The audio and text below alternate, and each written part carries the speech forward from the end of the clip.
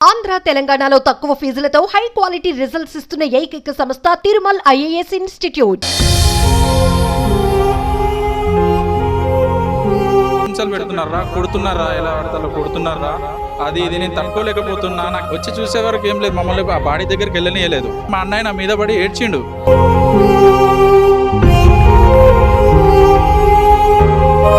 నా కొడుకునైతే కొట్టేసాను పిర్రయ్య, నాకు తెలుసా.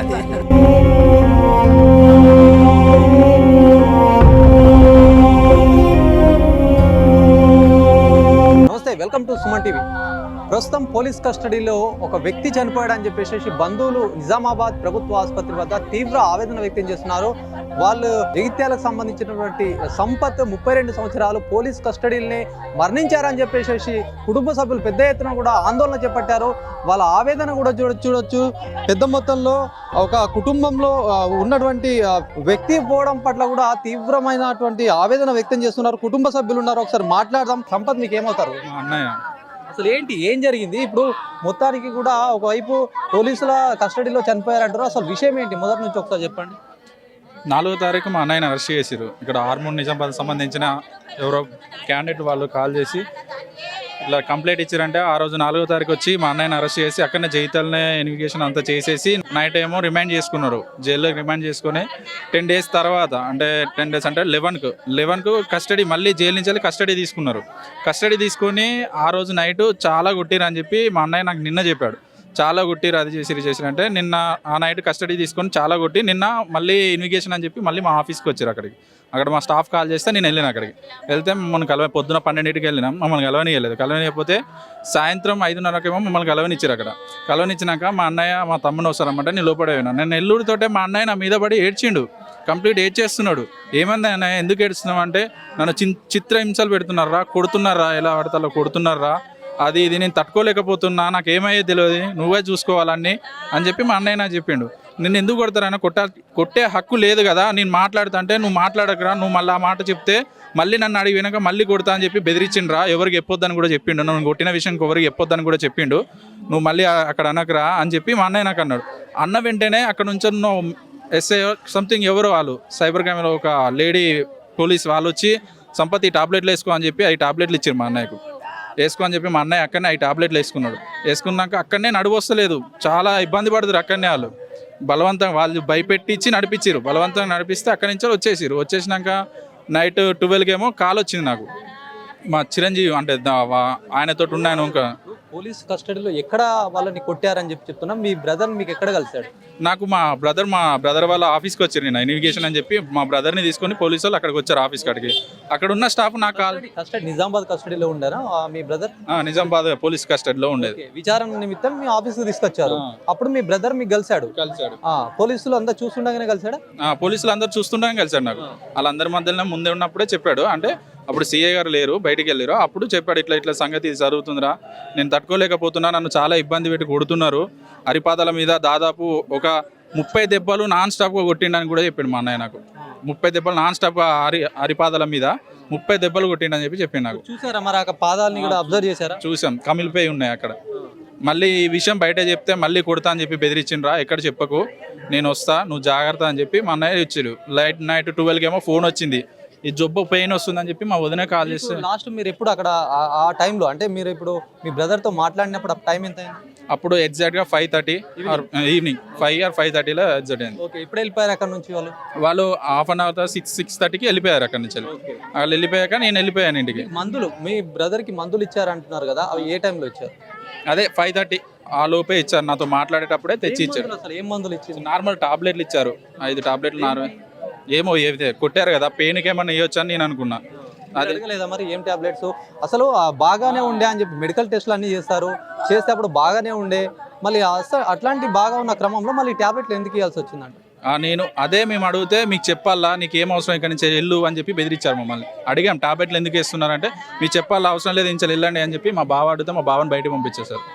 అప్పుడే వెంటనే పంపించేసినాక మేము ఇంటికి వెళ్ళిపోయాం. మళ్ళీ నైట్ 12కేమో కాల్ చేశారు ఇక్కడ ఉన్న స్టాఫ్, పోలీసు వాళ్ళు కాల్ చేసి, ఇట్లా మీ అన్నయ్యకి ఇట్లా భుజం పెయిన్ వస్తుంది, ఇట్లా ఇది సంపద ఇట్లా జరుగుతుందంటే, ఎందుకు అట్లా జరుగుతుంది, మా అన్నకి ఏ ప్రాబ్లం లేదని చెప్పి నేను మాట్లాడినాక మళ్ళీ 1కేమో కాల్ చేసి మీ అన్నయ్య అంటే ఇక్కడ ఉన్న ఇంకో మా అన్నయ్యతో ఉన్న వాళ్ళ తమ్ముడు దండుగుల చిరంజీవి ఫోన్ చేసి అంటే సీఏ వాళ్ళ ఫోన్ తీసుకొని చేసి ఇట్లా మీ అన్నయ్య హార్ట్ స్ట్రోక్ నుంచి చనిపోయాడు అని చెప్పి వాళ్ళ అన్నయ్య చెప్తే వాళ్ళ అన్నయ్య నా చెప్పుడుతోటి మా వాళ్ళని అందరిని తీసుకొని ఇక్కడికి వచ్చినాం. ఏ టైంలో వచ్చారు మీరు? మేము అక్కడ 1:30 స్టార్ట్ అయినాం, ఇక్కడికి వచ్చే వరకే 5 అయిపోయింది. మీ కాల్ ఎప్పుడు వచ్చింది? ఇట్లా ఇట్లా జరిగింది, చేతు పెయిన్ ఉంది, లాగుతుంది అని చెప్పి 12కి వచ్చింది కాల్. 12:10 వచ్చింది. మీకు అప్పుడే చేశారా ఇంకా మళ్ళీ ఏమైనా కాల్? మళ్ళీ 1 అవర్ తర్వాత డెత్ అయిందని చెప్పి మళ్ళీ ఫోన్ చేశారు. ఎవరు? పోలీసులే చేశారు. పోలీసులు వాళ్ళు అంటే వాళ్ళు అక్కడ ఉన్న ఇంకో క్యాండిడేట్ కస్టడీలో ఉన్న ఇంకో క్యాండిడేట్ తోటి ఫోన్ చేయించారు. మేము అప్పుడు వచ్చేసాం. ఇప్పుడు ఏంది వచ్చి చూసేసరికంటే అసలు మీకు ఎట్లా అనిపించింది? వచ్చి చూసే వరకు ఏం లేదు, మమ్మల్ని ఆ బాడీ దగ్గరికి వెళ్ళనియలేదు. మేము అక్కడనే ఉన్నాం, అక్కడనే ఏడుస్తున్నాం. తర్వాత అక్కడ ధర్నా చేసాం, అన్ని చేసినాక అప్పుడు తీసుకొచ్చి చూపెట్టారు. మేము చెప్తే అది లేదు ఇట్లుందని చెప్పి ఏదో డంబీ ఫోటేజ్లు చూపెట్టి ఈయననే ఆయననే అని చెప్పి మాట్లాడుతున్నాం. లేదు మా అన్నయ్య అక్కడనే చనిపోయాడు, ఏమన్నా ఉంటే మాకు అక్కడ ఉన్న ఫోటేజ్ చూపెట్టండి, ఇక్కడ ఎంట్రీ అయిన ఫోటేజ్ అక్కడ ఎగ్జిట్ అయిన ఫోటేజ్ చూపెడితే మీరు నమ్ముతాం. పోలీసులు ఏమంటున్నారంటే బాగానే వచ్చారు, హాస్పిటల్ కూడా నడుచుకుంటే వచ్చారు, ఇక్కడనే ఆయనకు సడన్ గా స్ట్రోక్ లాంటిది రావడమా ఏదో సమ్ జరిగింది, ఆయన హెల్త్ ఇష్యూస్ తోటే మరణించాడని వాళ్ళు చెప్తున్నారు. అసలు ఫుటేజ్లు ఏముంది? మా అన్నయ్యకు నేను ఇప్పటి నుంచి మా అన్నయ్య 31 ఏముంటుంది, ఇప్పటి వరకు ఏ ప్రాబ్లం మా అన్నయ్య కనీసం ఇంజక్షన్ కూడా ఇప్పటి వరకు వేయించుకోలేదు. మా ఇంట్లో మా ఫ్యామిలీ హార్ట్ స్ట్రోక్ అనేది ఎవరికీ రాలేదు ఇప్పటి వరకు. అది అంతా అబద్ధం, అన్నీ అలా చెప్తున్నారు, అది కాదు. ఏం చెప్తున్నారు పోలీసుల సంబంధించి? ఏమొచ్చి ఇట్లా చనిపోయారు అంటున్నారు? హార్ట్ అటాక్ వచ్చి చనిపోయింది అని చెప్పి మాకు అక్కడ ఉన్న క్యాండిడేట్ రిమాండ్లో ఉన్న క్యాండిడేట్ మాకు చెప్పిండు. హార్ట్ అటాక్ వచ్చి చనిపోయింది అని చెప్పి అతనితో చెప్పించారు మాకు. ఇక్కడికి వచ్చి అది ఏంటిది చూద్దామని మేము ఇక్కడికి వచ్చాం. అంటే నిన్ననే నాకు అన్ని చెప్పిండు, నన్ను కొట్టిరు అన్నీ చెప్పిరు. కొట్టడం వల్లనే మా అన్నయ్య ఇప్పుడు అలా అయ్యాడు. కొట్టడం వల్ల, కేవలం కొట్టడం వల్ల, అంత టార్చర్ పెట్టడం వల్ల మా అన్న ఇట్లా అయిపోయాడు. ఇప్పుడు అసలు మీ అన్నయ్యని కస్టడీలోకి ఏ రోజు తీసుకున్నారు? అసలు వీళ్ళు ఎవరు కంప్లైంట్ చేశారు అసలు? మా అన్నయ్య పైన ఇక్కడ నిజామాబాద్ సంబంధించిన ఓలో పర్సన్ ఆయన కంప్లైంట్ చేశారు. 4వ తారీఖు తీసుకొచ్చారు. అక్కడనే ఇమిగ్రేషన్ అన్ని చేయించి ఇక్కడ తీసుకొచ్చి ఇక్కడ జైల్లో సబ్మిట్ చేశారు. మళ్ళా ఫస్ట్ ఇక్కడ కంప్లైంట్ చేశారు వాళ్ళు, ఇక్కడ నిజామాబాద్ సైబర్ క్రైమ్ లో కంప్లైంట్ చేశారు. 4వ తారీఖు వాళ్ళని మీ అన్నయ్యని తీసుకొచ్చారు. తీసుకొచ్చి ఇక్కడికి వచ్చినాక జైల్లో సబ్మిట్ చేసినాక మొన్న 11కు మళ్ళీ జైలు నుంచి మళ్ళీ కస్టడీ తీసుకున్నారు. వీళ్ళు తీసుకున్న నైట్ కొట్టారని చెప్పి నాకు చెప్పాడు మా అన్నయ్య. చాలా కొట్టారు నన్ను, ఇబ్బంది అవుతుంది, నేను నడవలేకపోతున్నా, చాలా ఇబ్బంది అనిపిస్తుంది నాకు, అది ఇది అని చెప్పి చెప్పాడు మా అన్న. ఇప్పుడు మీ అన్నయ్య అక్కడ ఒక కన్సల్టెన్సీ నిర్వహిస్తుండే, మళ్ళీ ఈ క్రమంలోనే కొంతమంది మోసపోయారు అని చెప్పేసి గతంలో కూడా కంప్లైంట్ చేశారు. మీ అన్నయ్య పైన కేసులు సైతం ఉన్నాయని చెప్పి చెప్తున్నారు. అవి కంప్లైంట్ ఏమున్నా చీటింగ్ కేసు, మరీ ఇంతలా అయితే అది కాదు. ఏదో చీటింగ్ కేసు ఎన్నో చేస్తున్నారు, చిన్నపిల్లలు రేప్ చేస్తున్నారు. అలాంటి వాళ్ళని ఇసిపెట్టి ఈ చిన్న 10-20 వేలకు ఆశపడి చేసుకునే బతుకు మీద ఇంత చేసి ఒక పర్సన్ని చంపేసుడు అంటే ఇది చాలా దారుణం. పోలీసులు ఇదంతా మభ్య పెట్టడానికి ఇవన్నీ మాటలు మాట్లాడుతారు. మా అన్నయ్యకి 2 ఆడపిల్లలు, 2 మగపిల్లలు.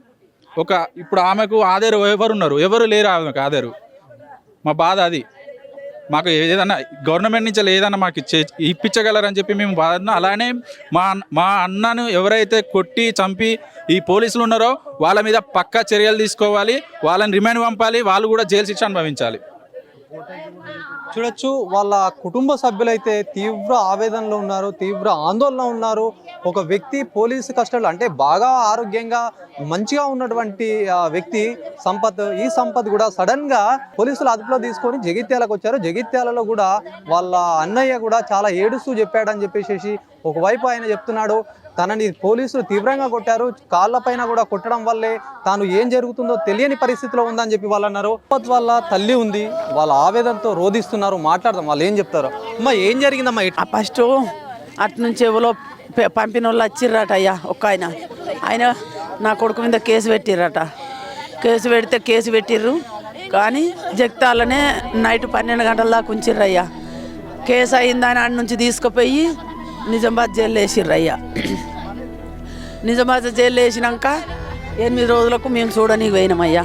మూల ఖాతా తీసుకున్నాం, చూసినాం, వచ్చినాం, మంచిగానే ఉన్నాం అన్నాడు. మంచిగా ఉండు కొడుక, భయపడకన్నాం. అంటే ఒక్కడు కాదు, వాళ్ళ సటుకుని నా కొడుకుని ఇద్దరిని పట్టుకపోయారు. 2 ఉన్నారు అలా. 2 మంచిగా ఉండు కొడుక, ధైర్యం చెడుకుడు కొడుక, మళ్ళీ బేలు తీసుకొని వస్తాం, మీరు భయపడకూరు కొడుక అని చెప్పినాం. చెప్పినాక సరే అమ్మ మీరు మంచిగా ఉండురమ్మా, నా చిన్న పిల్లలు మంచిగా చూడురమ్మా, నేను తొందరగా నస్తా అని చెప్పిండు. సరే కొడుక అన్నాం, ఇంటికి వచ్చినాం. అట్లా 8 రోజులు గడిచిపోయింది. బుజారన్నాడు సాయంత్రం తీసుకొని వచ్చిరట. మొన్న పోయిన బుజారన్నాడు సాయంత్రం జైలు నుంచి టౌన్కు తీసుకొచ్చిరట, ఈ నిజామాబాద్ టౌన్కు. తీసుకొచ్చి నిజామాబాద్ టౌన్ లేచి 3 రోజులు కొట్టిర్రట. 3 రోజులు చిత్రహింసలు పెట్టారు. కొడుకు మీతో మాట్లాడాడమ్మా ఇట్లా పోలీసులు కొట్టారని చెప్పి? చెప్తాను సార్, మాకు తెలియదు, ఇక్కడ కొట్టేది తెలియదు, ఇక్కడ ఏం ఆయన నరకం పెట్టేది ఏం తెలియదు, మాకేం తెలియదు. 2 ఉన్నారు కదా అని మేము ధైర్యంగా ఉన్నాం. అయితే పోయి ఆడ ఆఫీసులో అన్నీ చెక్ చేయాలి, ఆఫీస్కి పోవాలని అన్నారు. అని వాళ్ళు వెళ్ళేది కూడా మాకు చెప్పలే అయ్యా. అందులో ఉంటారు కదా వాళ్ళు ఆఫీస్ బాయ్లు ఉన్నారు, ఇద్దరు ఆడపిల్లలు ఉన్నారు అయ్యా. ఆ ఆడపిల్లలకు మేము వస్తున్నాం ఆఫీసులు ఉండరు అని చెప్పిర్రట. వాళ్ళు ఆఫీసులే ఉన్నారయ్యా. వీళ్ళు వచ్చిండ్రు ఆడ 3 గంటలకు నైట్ తెచ్చి ఈ టౌన్లో వేసి ఈ టౌన్లోనే కొట్టి వాళ్ళని బాధ పెట్టి మళ్ళా సాయంత్రం 3 గంటలకు తీసుకొచ్చి జగిత్యాల అప్పచెప్పిర్రయ్యా. మేము జైలు నుంచి వచ్చిర్రు అనుకున్నాం, మాకేమెరకయ్యా. ఆడ అప్పచెప్పినాక మమ్మల్ని లోపలికి పోనీయలే, గబా ఆఫీసులో కురికిర్రు. ఆఫీస్ అంతా చెక్ చేసిర్రు. మమ్మల్ని అందరినీ, నా కోడళ్ళని, నన్ను, నా పిల్లలందరూ బయటనే కూర్చొని మేము బయటనే కూర్చున్నాం. 3 గంటలు ఎత్తికిర్రయ్యా. 3 గంటలు ఎత్తికిర్రు. 6:30 అయింది. 6:30 దాకా మమ్మల్ని లోపలికి రానియలే. సరే మంచిది, మమ్మల్ని ఇంకనన్నా మాట్లాడనిస్తారా? లేరా మేడం, మా కొడుకుని మాట్లాడుకుంటాం మేడం, మాకు అక్కడ అద్దాలల్లా మాకు ఏమి వినవాళ్ళే, మేము మంచిగా మాట్లాడుకోలే, మేము ఏంటన్నా మాట్లాడుకుంటాం మేడం అని మేమంతా పోయినాం సార్. పోతే ఆగురు అన్నారు. మేము తల్లులము, అత్త, పెళ్ళాలు, ఈమె తల్లే, ఇలా దూరపోళ్ళు ఎవరు లేరు మేడం అన్న. సరే మాట్లాడుకోపోరమ్మన్నాడు. మేము పోయినాం. వాళ్ళ కొడుకు కాడ వాళ్ళు మాట్లాడుకున్నారు, వాళ్ళ కోడలు ఆమె. నా కొడుకు కాడ నేను, నా 2 కోడళ్ళు, నా ఇయ్యపురాలు, 3 పోయి మాట్లాడుకున్నాం. పిల్లల్ని కొంట పోయినాం, 4 నా కొడుకు, చిన్న పిల్లలే. కొంట పోయి ఆయన చేతికి ఇచ్చినాం. కూర్చున్నాడు. కూర్చొని ఏమైంది కొడుక అని ఇదంతా దువ్వినా. ఎట్లనే ఉన్నావు కొడుక, ఏమో తెల్లగా కనబడుతున్నావు, పచ్చ ఏమైంది కొడుక అన్న. నాకేం కాలే అమ్మ అన్నాడు ఫస్ట్. అన్నాక నువ్వు అబద్ధం చెప్తావు కొడుక, నువ్వు ఎట్లనో ఉన్నావురా, నాకు ఎట్లనో కనబడుతున్నావు అన్న. అంటే ఏం కాలే అమ్మ అన్నాడు. మళ్ళీ ఏం చేసిండు, ఏడ్చిండు కొడుక. నన్ను చూసి నా కొడుకు ఏడ్చిండు, ఆగలే. ఇక ఆడ అబద్ధం చెప్పిండు కానీ చెప్పరాలే, ఆగలే. దడుగు అని ఏం చేసిండు, అమ్మ నన్ను బాగా కొట్టిర్రమ్మ, నన్ను నిజామాబాద్ జైలుకి వెళ్ళి తీసుకొచ్చి నిజామాబాద్ టౌన్ లేచి బాగా కొట్టిర్రమ్మ, నన్ను 20-30 దెబ్బలు బాగా కొట్టిర్రమ్మ, నన్ను బాగా కొట్టిర్రి అమ్మ అన్నాడు. అయ్యో కొడుక, నిన్నెందుకు కొడతారా? నువ్వు జైల్లో ఉన్నావు, నిన్ను మొత్తుకొని అధికారం లేదు కదా, నిన్నెందుకు కొడతారు జైల్లో? ఎట్లా కొట్టిరు కొడుక అని అడిగిన. అమ్మ నన్ను జైలు, నిజామాబాద్ జైలుకి వెళ్ళి కస్టడీలోకి తీసుకొని స్టేషన్ తీసుకొచ్చిర్రమ్మ. స్టేషన్లోనే బుజారన్నాడు సాయంత్రం తెచ్చిన వాళ్ళు. 3 గంటల దాకా టార్చర్ పెట్టిర్రమ్మ. 3 గంటలకు ఆఫీస్కు తీసుకొని వచ్చిర్రమ్మ. 3 గంటల వరకు అని చెప్పిండు అయ్యా నా కొడుకు అని చాడ చావలే అయ్యా. ఓ అమ్మ, ఇవన్నీ నేను ఒప్పుకున్నమ్మా, నేను కట్టుకుంటా వచ్చిన వాళ్ళకు నేను వాళ్ళకు రూపాయి నేను ఎగగొట్టనని చెప్పిండట నా కొడుకు. అన్ని ఒప్పుకున్నాడట. అమ్మ మేడంకి అన్ని చెప్పమన్నది, చెప్పిన అన్ని ఒప్పుకున్నది మేడం. అమ్మ ఇక నేను ఇవన్నీ చెప్పిన కాబట్టి నన్ను మళ్ళీ ఏం చేస్తారా అమ్మ తీసుకపోతే అన్నాడు.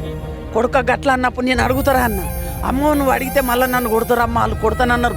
అయ్యి కొట్టిందన్న ముచ్చట అక్కడ తెలితే మళ్ళీ కొడతామన్నారట. అన్న వల్లే నా కొడుకు భయానికి నన్ను చెప్పనీయలే అయ్యా. మళ్ళీ నా కొడుకులు నేడ కొడుతురా అనుకున్నా అయ్యా. నేను గిట్లా చంపేస్తారని నాకు తెలియదు. అయ్యో నా కొడుకుని కొట్టి చంపేసిర్రు అయ్యా, నా కొడుకుని దెబ్బలు బాగా కొట్టిర్రు అయ్యా, నా కొడుకు నన్ను గుండె కత్తుకొని ముద్దు పెట్టుకున్నాడు అయ్యా. నేను గట్లా అనుకోలే అయ్యా. నా కొడుకు టీలాగా చూసిండు అయ్యా నా దిక్కు, నా పిల్లల దిక్కు. ఈ కొట్టిన ముచ్చటిలకే చెప్పలే అయ్యా, నాకు చెప్పిండు, ఓ పిల్లని చెప్పిండు అయ్యా. నిన్నెందుకు కొడతారు కొడుకు అన్న.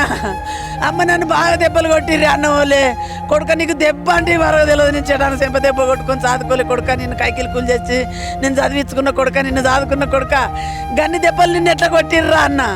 అమ్మ నువ్వు చెప్పితే మళ్ళీ కొడతారే అన్నాడు కొడుక. నన్ను నోరు మూపించిండు అయ్యాడ. 6:30కు తీసుకొచ్చిర్రు కొడుక. 12 గంటల వరకు చచ్చిపోయిండు అని మా కొడుకు ఫోన్ చేసిర్రు, నా చిన్న కొడుకు అయ్యా. ఇక ఏం చేసిర్రో తెలియదు అయ్యా. నా కొడుకునైతే కొట్టే చంపిర్రు అయ్యా, నాకు తెలుసు అది. నా కొడుకును కొట్టిర్రు అయ్యా. నా కొడుకు నాకు కుద్దు చెప్పిండు, నా కొడుకు నాకు కుద్దు చెప్పిండు అయ్యా. చెప్పి అమ్మ మీరు ఇట్లా ఏం జరిగిందని అడిగితే ఎవడో వచ్చి కేసు పెట్టిర్రమ్మా అని చెప్పిండు. కేసు పెట్టినాక కొట్టిండ్రట. నా అయ్యో నా కొడుకుని చంపిన వాళ్ళు చూడొచ్చు. వాళ్ళ కుటుంబ సభ్యులైతే కన్నీరు మున్నీరు అవుతున్నారు. పోలీసుల కస్టడీలోనే కావాలని నిజం ఒప్పుకో అని చెప్పేసి చిత్రవద చేశారు. ఎక్కడికక్కడ కూడా కాళ్ళపైన కొడితే కాళ్ళన్నీ కూడా పచ్చగా మారాయని చెప్పి ఆ తల్లి బాధ, తల్లి రోదన చాలా తీవ్రమైనటువంటి ఆవేదన వ్యక్తం చేస్తుంది. ఎందుకంటే పోలీసు కస్టడీలో ఉన్నటువంటి ఒక వ్యక్తి ఏదైనా జరిగితే కూడా పోలీసు నుంచి రిమాండ్ తీసుకున్నారు, పోలీసు కస్టడీలోకి తీసుకున్నారు కోర్టు నుంచి. ఈ క్రమంలో కూడా విచారణ నిమిత్తం తీసుకున్నటువంటి పోలీసులు వాళ్ళు కస్టడీలోకి తీసుకున్నాక చిత్రహింసలు పెట్టారని చెప్పేసి తల్లికి చెప్పారట. తల్లి కూడా మొదటగా ఏం చెప్పని పరిస్థితి, తల్లికి కూడా చెప్తే వాళ్ళ కుటుంబ సభ్యులు ఎక్కడ బాధపడతారని ఆ కొడుకు ఆపుకున్నారని చెప్పి ఆ తల్లి మాటల్లో వింటే నిజంగా అక్కడ ఉన్న వారి గుండె పగిలే విధంగా ఆ మాటలైతే ఉన్నాయి. తన తల్లి చెప్తుంది, చిన్నప్పటి నుంచి ఇప్పటి వరకు నేను ఒక్క చెంపదెబ్బ కూడా వేయని నా కొడుకు పైన తీవ్రంగా కొట్టినటువంటి పోలీసులు వీళ్ళంతా కూడా అసలు ఏం చెప్తున్నారు చూసి చూడగానే అక్కడ ఏదైతే తల్లిని కలిశారో తర్వాత వాళ్ళ సోదరుని కలిశారు, వాళ్ళ సోదరుడికి కూడా ఇదే విషయం చెప్తారట. మొదటగా కొట్టలేదు అని చెప్పి తర్వాత కూడా ఆ బాధని ఎందుకంటే కొన్ని రోజులు జైలు కస్టడీలో ఉన్నటువంటి వ్యక్తి సడన్గా పేరెంట్స్ని చూసేసరికంటే ఒకేసారి కూడా ఆ లోపల నుంచి ఆ ప్రేమ, ఆ హావాభావాలు ఇవన్నీ కూడా అటాచ్మెంట్స్ అన్నీ కూడా తల్లిని చూడగానే సోదరుని చూడగానే ఏదైతే పోలీస్ కస్టడీలో జరిగినటువంటి విషయాన్ని కూడా చెప్పొద్దు అనుకున్న సందర్భంలో కూడా ఆ మమకారాన్ని దృష్టిలో పెట్టుకొని అవన్నీ కూడా అతని ఆ నిజాన్ని బయటకు కక్కద్దు అనుకున్నా కూడా కక్కాడని చెప్పేసి వాళ్ళ తల్లి చెప్తుంది, వాళ్ళ సోదరుడు చెప్తున్నాడు. తీవ్ర చిత్రహింసలు అయితే పోలీసులు పెట్టారని చెప్పేసి వాళ్ళ వర్షన్లో చెప్తుంటే నిజంగా చాలా బాధ అయినటువంటి క్రమం అని చెప్పొచ్చు. మరి నిజానికి ఒకవైపు పోలీసులు అయితే మా కస్టడీలో కూడా ఏం జరగలేదు, దీనికి సంబంధించి హార్ట్ అటాక్ వచ్చింది, ఆయనకు అనారోగ్యంతో ఉన్నాడని చెప్పేసి ఆసుపత్రికి తీసుకొచ్చామని పోలీసులు చెప్తున్నారు. ఇదంతా కూడా ఆయన ఇప్పటి వరకు కూడా ఎలాంటి జబ్బు లేదు, వ్యాధి లేదు, ఎలాంటి ఇబ్బంది లేదు, కేవలం పోలీస్ కస్టడీలో తీసుకున్న తర్వాతనే ఇదంతా జరిగింది.